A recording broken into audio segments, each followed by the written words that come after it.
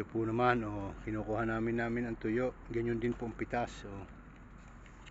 At ito naman po ay gagawin naming punla sa isang taon. Ayan.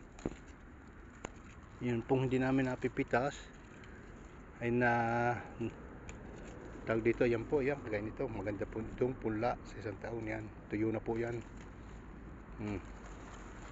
Yan po,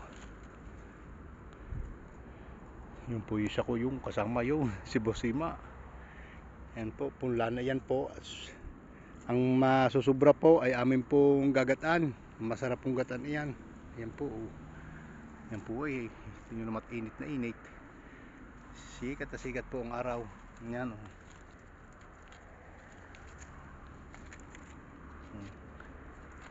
yan po, napakaganda po niyan.